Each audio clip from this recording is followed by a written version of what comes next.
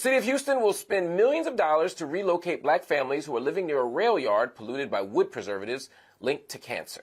In 2019, health officials in Texas identified a cancer cluster in Houston's 5th Ward and Kashmir Gardens neighborhoods. Both of these neighborhoods are historically black. Health officials identified a second cluster in 2021, and they found higher rates of childhood and respiratory cancers. Joining me now is Dr. Lauren Hopkins. She is the Chief Environmental Science Officer for the Houston Health Department. Dr. Hopkins, I want to thank you for joining me. Residents have blamed the cancer cases on creosote being used at the Union Pacific rail yard. Now, a lot of us, myself included, didn't know what creosote was before this case came up. And so help us understand what it is and why is it so dangerous? Well, creosote is a mixture of basically insecticides, pesticides that is used to treat railroad ties or telephone poles. So it's really meant to kill things that could actually eat the wood. So you can imagine inside of there are toxins. And because this community was right next to where that wood was treating, that they were also exposed to those toxins. The cancer clusters were identified back in 2019. And in 2021. Why are we announcing the relocations now? Okay, well, actually, so it's a story about the community understanding or feeling that they were dying of cancer at higher rates than they should. And they actually came to the city health department and said, you know, we really feel like we're in an unhealthy spot.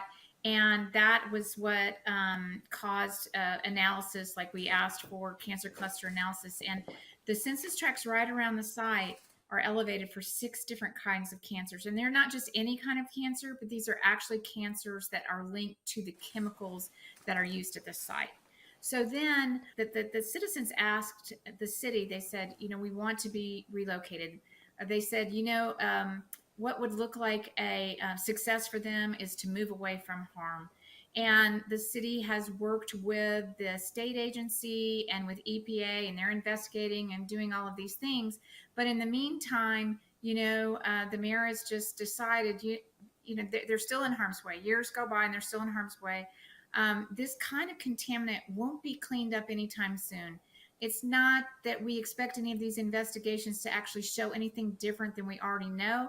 And that's that the community is living over contamination and for decades was exposed to that contamination. So our mayor decided, you know, we're not going to wait anymore. We're just going to start moving people out.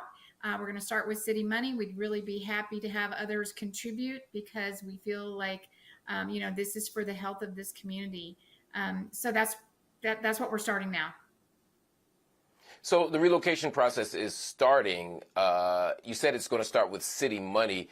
How long does the process take? And when we run out of city money, do we have a clear sense of where the funding sources are going to come from? Well, we're still working on putting together more funding, but what we did was the city went and actually talked to each of the residents that were right over the creosote plume that was identified previously, and then asked them, you know, would you like to move? We understand that, you know, the community group has come out saying that they would like that option. And so this is a voluntary thing. And so we basically went door to door asking, what is your opinion about whether you want to move and what options and how would you like it to happen? The mayor is very interested in this happening like right away. So those people that we interviewed that said that they want to move now will be contacted first.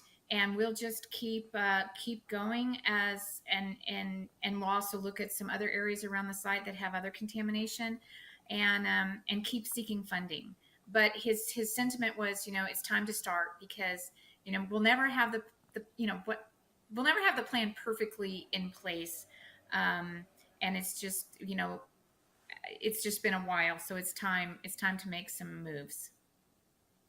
No, it makes sense. I mean, we can't wait until we have a perfect plan to start responding to something so urgent and so deadly. We have to just make moves, and it's commendable that people are beginning to make moves and that they recognize the urgency. I think the challenge for me is that, you know, these types of risks, this type of danger is always overrepresented among poor people, among black people, among brown people, among politically disempowered or underrepresented people. It's like the more powerful you are, the less likely you are to die in this country, and that scares me. How do you make sense of this? I mean, this isn't whether it's this situation, whether it's lead in the water in Flint, Michigan, or Benton Harbor, whether it's I mean, we could look at. I mean, we could look at almost any instance in a major city, Philadelphia, Baltimore. You know, we're going to find some kind of environmental danger that seems preventable or at least foreseeable. How do you make sense of why this is happening?